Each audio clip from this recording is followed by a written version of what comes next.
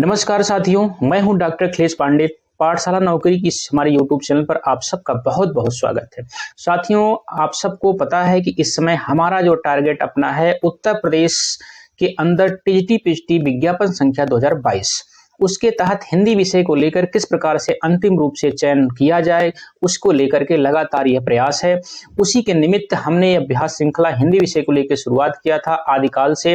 तो आदिकाल के अंतर्गत हमने 7 खंडों में बांट रखा था, जिसका भाग संख्या 4 आज जैन साहित्य पे हम लोग 25 प्रश्नों की श्रृंखला को लेकर के आपके सामने आए हैं। तो साथियों, इस आदिकाल के भाग संख्या 4 के जैन साहित्य के 25 प्रश्नों की श्रृंखला में अभ्यास प्रश्न पत्र के आप सबका बहुत बहुत स्वागत है। साथियों, बिना किसी देरी के आइए देखते हैं वो 25 महत्वपूर्ण प्रश्न कौन कौन से हैं जो प्रतियोगी परीक्षाओं में लगातार पूछे जा रहे हैं या पूछे जाएंगे। तो आइए देखते हैं किस प्रकार के वो प्रश्न हैं, उसका एक बार से अवलोकन करते हैं एक बार से। साथियों, आदिकाल का जो पहला प्रश्न है, अगर आप उसे देखेंगे तो आदिकाल भाग संख्या 4 जैन साहित्य। आदिकाल का प्रामाणिक साहित्य है सिद्ध साहित्य, नाथ साहित्य, जैन साहित्य, रासो साहित्य। हम यहाँ पे जैन साहित्य की बात कर रहे हैं इसलिए आपको आसान लगेगा, लेकिन यह प्रश्न लगातार पूछा गया हुआ है और लगातार पूछता है। उसमें 4 ऑप्शन जब एग्जाम में देते हैं तो वहां कंफ्यूजन होता है। तो इसको यहाँ बिना किसी कंफ्यूजन को आप मान लीजिएगा कि आदिकाल का प्रामाणिक साहित्य, धार्मिक साहित्य अगर कोई है तो आपका जैन साहित्य है। यानी जैन साहित्य की भाषा क्या है? संध्या भाषा है, अपभ्रंश है, अवहट्ट है या डिंगल है? तो संध्या भाषा तो बिल्कुल नहीं है, क्योंकि संध्या भाषा है सिद्ध साहित्य की। ये होगा आपका उत्तर अपभ्रंश भाषा। क्या होगा साथियों? अपभ्रंश भाषा। आइए अगले स्लाइड में देखते हैं क्वेश्चन नंबर 3। जैन साहित्य की सबसे लोकप्रिय शैली क्या है? रास शैली, रासो शैली, रासक शैली, कड़वक शैली। तो सीधे सीधे बिना किसी कंफ्यूजन को आपको उत्तर लगाना है रास शैली। कहीं पे भी दिखे मिले तो रास शैली तो किसकी है? वो जैन साहित्य की सबसे लोकप्रिय शैली है। जैन मत का प्रभाव कहां नहीं है? गुजरात में, राजस्थान में, दक्षिण में, पूर्वी क्षेत्र में। साथियों, मैं आपको लगातार, अगर आप रामचंद्र शुक्ल की पुस्तक उठा के देखेंगे, मैं लगातार आपको ये बात बोलता हूं कि आप हिंदी विषय की कोई सी परीक्षा देनी है, रामचंद्र शुक्ल की पुस्तक को आप जरूर पढ़िए। अगर Uttar Pradesh TGT PGT 2022 clear करना है तो रामचंद्र शुक्ल की पुस्तक पढ़िए, और वस्तुनिष्ठ के लिए आप पढ़िए गोविंद पांडे यानी सरस्वती पांडे वाली पुस्तक पढ़िए। और हमारे इस चैनल के माध्यम से फ्री में खंड अनुसार जो है आप 25 प्रश्नों का अभ्यास प्रश्न पत्र सॉल्व करिए, 100% आपका सफलता मिलेगी। तो साथियों, आइए देखते हैं जैन मत का प्रभाव कहां नहीं है। ये आचार्य शुक्ल की पुस्तक से सीधे सीधे पूछा गया प्रश्न है। हम सब जानते हैं जैनों का जो क्षेत्र था वो पश्चिम में था। कहां था? पश्चिम में था। और कहां था? दक्षिण में था। ठीक है, तो पूछ रहे कहां पे नहीं है, तो इसका उत्तर, ये पूर्वी क्षेत्र लिखा हुआ है तो इसका उत्तर यही होगा। और सिद्ध, ये पूर्वी क्षेत्र किसका है? ये सिद्धों का है। किसका है? सिद्धों का निवास क्षेत्र हुआ करता था। ठीक है, अगला प्रश्न देखते हैं। जैन साहित्य की सर्वप्रथम रचना कौन सी है? दब्ब साहपयास, सर्वकाचार, लग्न चक्र, दर्शनसार। ये सारी की सारी रचनाएं, श्रावकाचार, लग्न चक्र, दर्शनसार, ये देवसेन की रचनाएं हैं। और जो श्रावकाचारी है ये साथियों आपकी जैन साहित्य की प्रथम रचना है। इसी को आगे चल करके आप देखेंगे डॉक्टर नगेंद्र जो है हिंदी की प्रथम रचना भी मानते हैं। ये देवसेन की रचना है। 250 दोहों में श्रावक धर्म का इन्होंने इसमें वर्णन किया हुआ है। नीचे क्वेश्चन नंबर 6 है, निम्न से कौन सी देवसेन की रचना नहीं है? अभी बताया मैंने आपको, श्रावकाचार है ही है, दब्ब साहपयास है, दर्शनसार है, भारतेश्वर, बाहुबली रास, यही आपका नहीं है। तो आपको नहीं है तो उत्तर ये हो जाएगा आपका। साथियों, आइए अगला देखते हैं क्वेश्चन नंबर 7। शालिभद्र सूर्यकृत भरतेश्वरी बाहुबली रास ग्रंथ है, महाकाव्य है, खंड काव्य है, चरित काव्य है, श्रृंगार काव्य है। तो बिना किसी सोचे समझे अगर आइए आपको दिखे शालिभद्र सूर्यकृत भरतेश्वरी बाहुबली रास, तो आपको उसको खंड काव्य मार के आगे बढ़ना है। स्थूल भद्र रास ग्रंथ किसका है? आसगु का, विजय सेन सूरी का, जिनधर्म सूरी का, जिनदत्त सूरी का। स्थूल भद्र रास, उपदेश रसायन रास, ऐसे बहुत सारे आपको रचनाएं मिलेंगे, चंदन वाला रास। ठीक है, लेकिन उनके जो लेखक है जिनधर्म सूरी, जिनदत्त सूरी, बड़े करीब करीब सिमिलर से नाम होते हैं जो कंफ्यूजन क्रिएट करते हैं। साथ ही इसके लिए आपको करना क्या है, यहाँ लिखा स्थूल और यहाँ लिखा है धर्म, तो धर्म आपका स्थूल होता है। तो जहां पे जिनमें जिन धर्म अगर दिख जाए तो मान लीजिए अस्थूल भद्र। अगर अस्थूल भद्र पूछे तो जिनभद्र सूरी का। अगर दत्त दिख जाए, जिन में दत्त माने देना, तो उपदेश दिया जाता है, तो उपदेश रसायन रास किसकी रचना होगी? इनकी, जिनदत्त सूरी की थी। यहाँ क्वेश्चन के हिसाब से उत्तर संख्या आपका ऑप्शन सी सही हो जाएगा।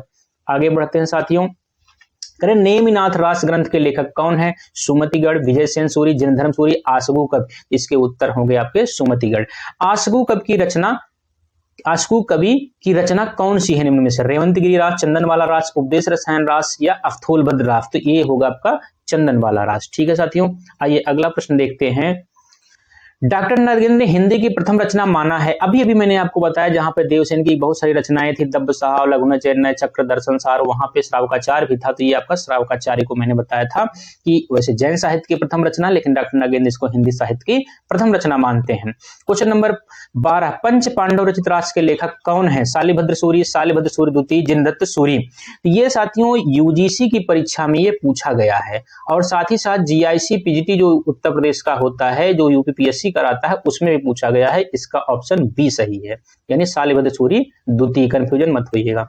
देवसेन की रचना में श्रावक धर्म का वर्णन है। देवसेन की किस रचना में श्रावक धर्म का? अभी भी मैंने बताया था श्रावकाचार्य जो 250 दोहों में लिखा गया है, इसमें क्या है? मुख्यतः श्रावक धर्म का वर्णन ही तो है।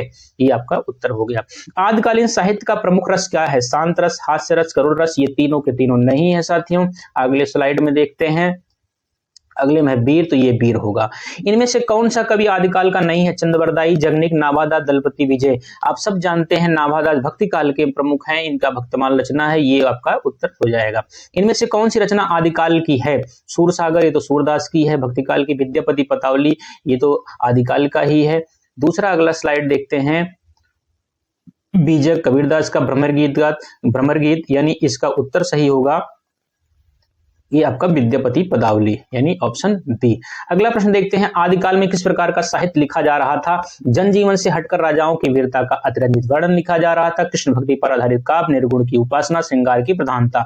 साथियों ये बी और सी को दोनों को आप सीधे सीधे काट दीजिए, क्योंकि कृष्ण भक्ति आपको नहीं मिलेगी। निर्गुण पर की उपासना भी, निर्गुण की उपासना मिलती, लेकिन उसके फिलॉसफी बड़े डीप में जाएंगे आपको। जब आप नाथों के यहाँ जाएंगे वहां पे देखने को मिलेगा, ये सिद्धों के बड़े डीप में जाएंगे, लेकिन आपको मुख्य रूप से नहीं मिलेगा। मुख्यतः आपको मिलेगा क्या? वीरता और श्रृंगार का वर्णन। लेकिन यहाँ प्रश्न के हिसाब से अगर देखें तो वीरता का वर्णन जो राजा होते थे उनकी महिमा मंडन के लिए जो है अतिशयोक्त पूर्ण वीरता का वर्णन किया जाता था। जो जनजीवन की सामान्य मुद्दे होते, समस्याएं होती थी, उससे हट करके राजाओं को बढ़ा चढ़ा करके वर्णन किया जाता था। तो ये ऑप्शन ये सही होगा ये।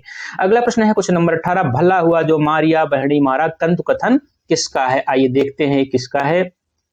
क्वेश्चन नंबर 18, तो ये है सोमप्रभ सूरी, हेमचंद्र का, मेरतुंग का, सारंगधर का। ये है आपका बी हेमचंद्र ऑप्शन। कुमार पाल प्रतिबोध नामक गद्य पद्यमय काव्य संस्कृत का किसका है? तो सोमप्रभ सूरी का है साथियों। किसका है? सोमप्रभ सूरी का ऑप्शन है ये। बिना किसी संकोच को आप इसको लगाना है, सोमप्रभ सूरी का। अगला क्वेश्चन देखते हैं, क्वेश्चन नंबर 20, करें प्रबंध चिंतामणि नामक ग्रंथ किसका है? तो जैनाचार्य जो मेरतुंग है उनके प्रबंध चिंतामणि उन्हीं की है साथियों ये। बिना किसी कंफ्यूजन को आगे बढ़े। नूनम बादलम छाय खेप सिनी श्राण शब्द खरह कथन किसका है? शुक्ल जी की पुस्तक से सीधे सीधे उठा करके ये पूछा गया है। तो साथियों ये आपका सारंगधर विद्याधर हेमचंद्र आपका सारंगधर का है।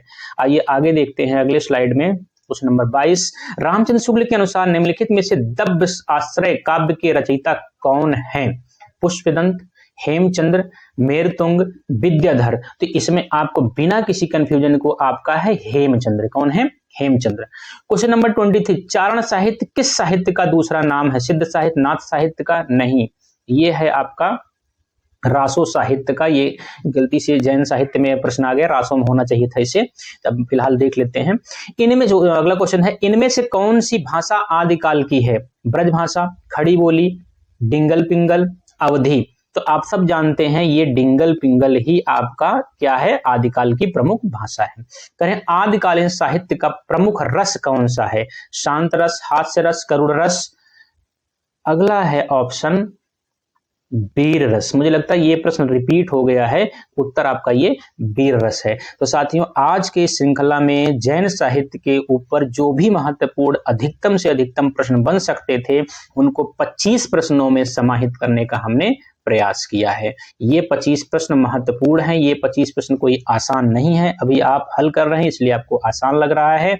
अंत में आप सबसे आग्रह है कि हमारे चैनल पर रेगुलर आप बने रहिए। सोमवार से लेकर शनिवार तक, मंडे टू सैटरडे, आपको प्रतिदिन खंड के अनुसार अलग अलग खंडों पे ये 25 प्रश्नों की आपको श्रृंखला निःशुल्क मिलेगी। प्रतिदिन सुबह 7 बजे से लेकर के 8 बजे के बीच में। तो इसके लिए आपको करना कुछ नहीं है, बस आपको अपने मोबाइल के यूट्यूब पे जो सब्सक्राइब का बटन दिया है उसको जाके आपको प्रेस करना है, आपको लाइक करना है। जो भी आपको सुझाव आपको लगता है हम लगातार उसका सुधार करेंगे, उसके लिए आप अपने कमेंट बॉक्स में जाइए और कमेंट करके आप हमें बताइए आपको कैसा लग रहा है यह वीडियो, आगे हमें क्या सुधार करना है।